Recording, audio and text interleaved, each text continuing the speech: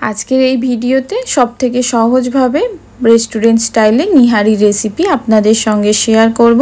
খুবই অল্প সময়ের মধ্যে বাড়িতে কিভাবে নিহারি তৈরি করবেন সেটাই এই আজকে ভিডিওর মধ্যে দিয়ে আপনাদের মধ্যে শেয়ার করব। আশা করি নিহারির এই রেসিপি আপনাদেরকে ভালো লাগবে।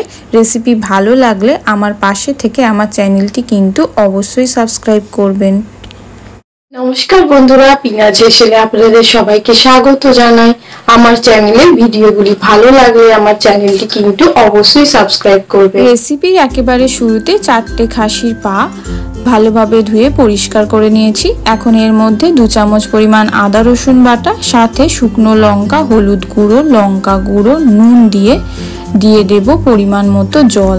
এখন এই পাত্রটা গ্যাসের চুলোয় হালকা আঁচে বসিয়ে আধ ঘন্টার জন্য রেখে দেব।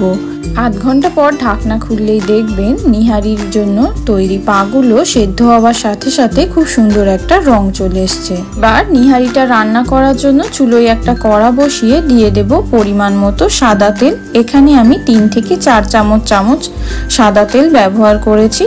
এখন এই সাদা তেলের মধ্যে অ্যাড করে দেব কেটে রাখা পেঁয়াজ।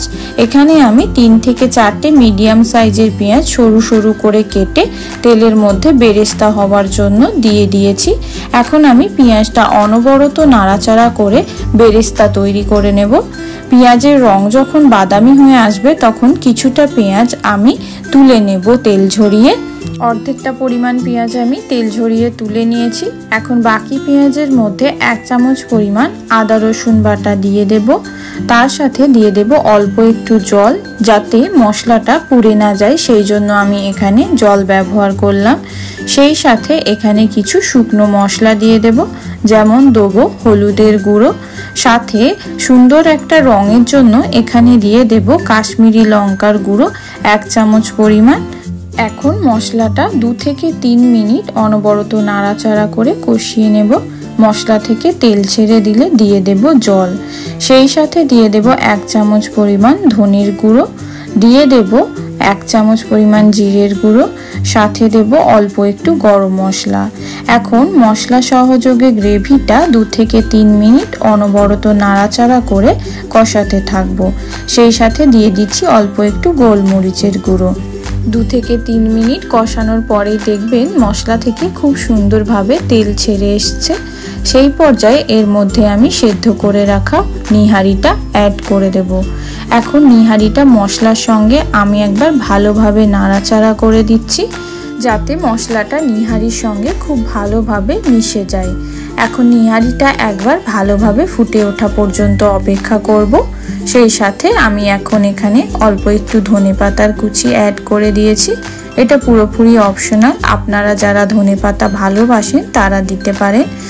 আর নুনটা আমাকে কম লাগছিল, তাই এখানে আমি পরিমাণ মতো নুন দিয়ে দিলাম। আপনারাও এই পর্যায়ে নুনটা একবার ভালোভাবে চেক করে নেবেন।